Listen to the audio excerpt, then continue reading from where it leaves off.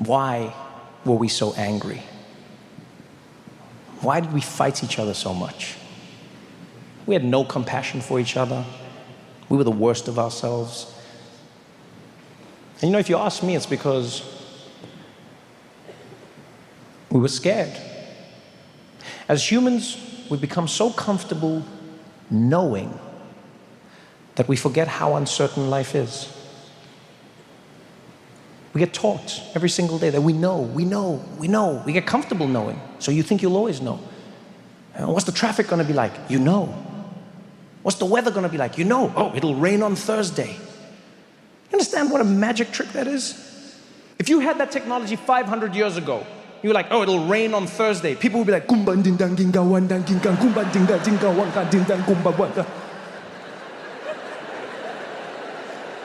We take that for granted, but it's also made us forget that life is uncertain. We don't know. The pandemic showed it. It exposed every single one of us. And I think the thing that we didn't take a moment to think about is the why. Why were we so angry? Why were we so frustrated? It wasn't because of movies. It wasn't because we couldn't go out to parties. It wasn't because we couldn't go to the mall or any of that shit. It's because we lost each other. I lost you. You lost me. We lost this. You know? That's the real thing people were frustrated about.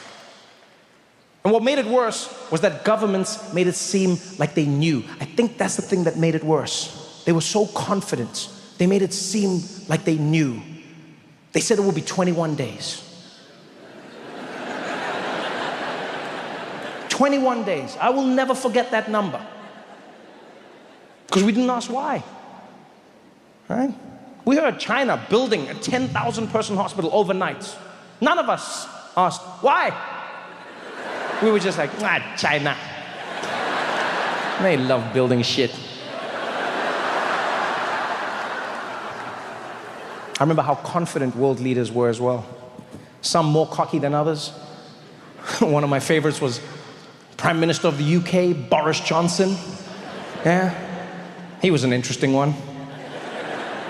He went to a hospital during the pandemic and he was hugging people.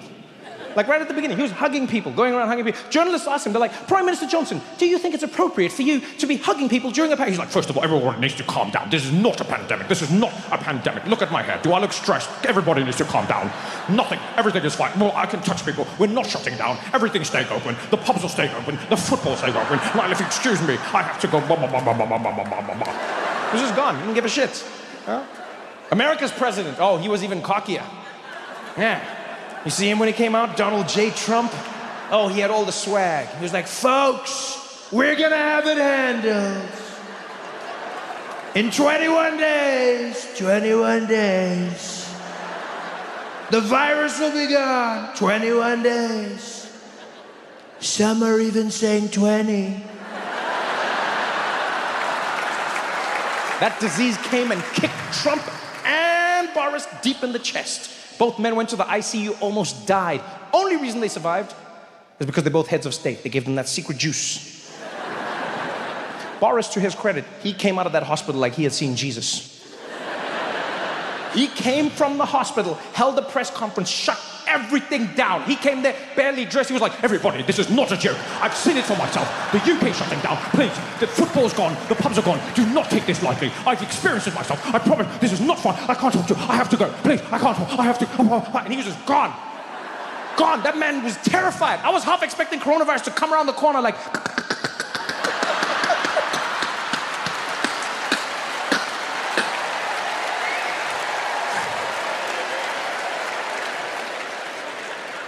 Trump, on the other hand, didn't give a damn. That man will die from being stubborn. He came out of the hospital, could barely breathe, but still held a press conference. Didn't even speak. He was just like...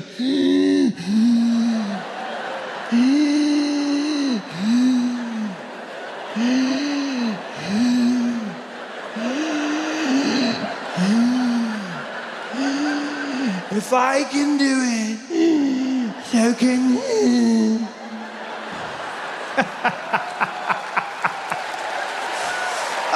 I studied at the University of Facebook. Everyone's a scientist. Everyone had a conspiracy theory. You know what happened here? The government did this. Oh, the government did this? Yeah, the government did this. Why? To control us. You thought this gave them control?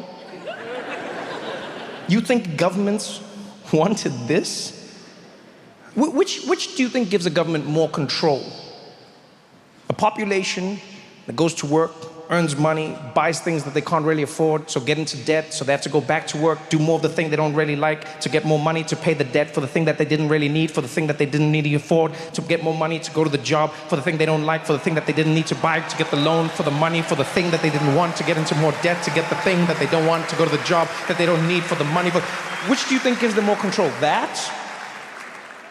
Or everyone just sitting at home with free money thinking about life? Everyone just sitting at home like, how come a weekend's only 2 days?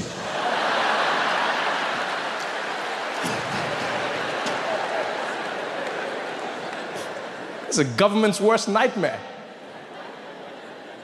Conspiracies were stupid. And here's the thing, I'm not against conspiracy theories, right? Please understand that. I actually like a good conspiracy theory. In fact, I think everybody should hold one.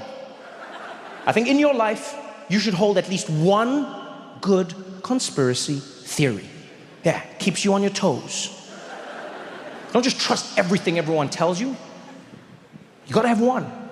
Like mine, my personal favorite, I believe that gluten is concentrated white privilege.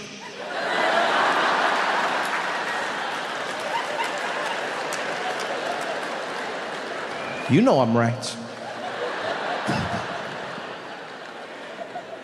But COVID, oh man, the conspiracies were ridiculous. Especially because I know what really happened. All right, that's what frustrated me. No, I do. I knew exactly what caused COVID. I saw it coming and I didn't say anything. My bad, by the way. Yeah, it was too much wishing. We wished too much. I saw it for Columbus. That was around for 110 years. At some point, half of Detroit was like, we need to get rid of it. The other half was like, no, don't get rid of it. It was a huge fight. New York, same thing, every year. Columbus Day, Indigenous Peoples Day. Columbus Day, Indigenous Peoples Day. Yeah, there was an interview on the news I saw once. It wasn't supposed to be funny, but I found it funny.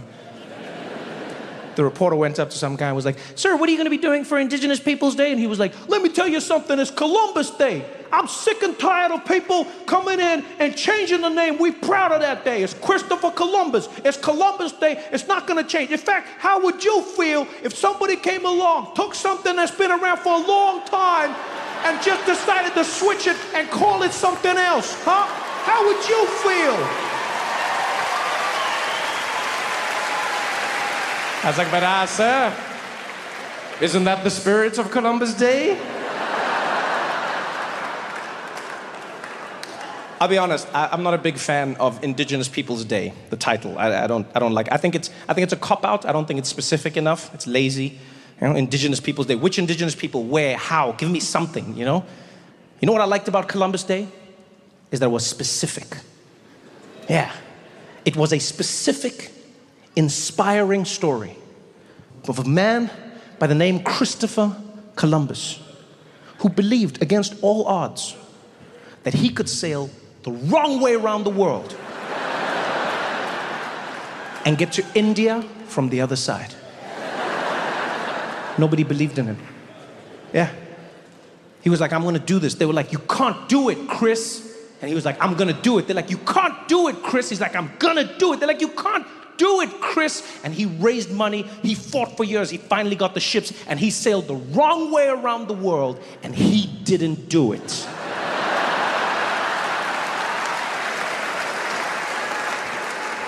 Not only did he not land on the other side of India, he found himself in a place called the Caribbean, and he was like, this is India. And the people there were like, I don't know if you've been eating some of the herb we've been leaving about, but this is totally not India. And they're like, this is India, and you guys are Indians. They're like, brother, we are not Indians. He's like, I know Indians when I don't see them. You're Indians. You're just on the far side, so you're West Indians. And he stuck with it. Christopher Columbus stuck with it his entire life. Other explorers would come to him, they'd be like, yo, Chris, I don't think you made it to India. He's like, it's India.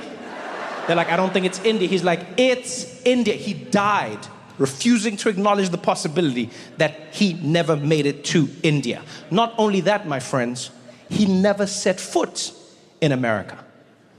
Ever. Ever. And yet, he had a public holiday named after him in America. That, my friends, is the inspiring story of how white men can fail up.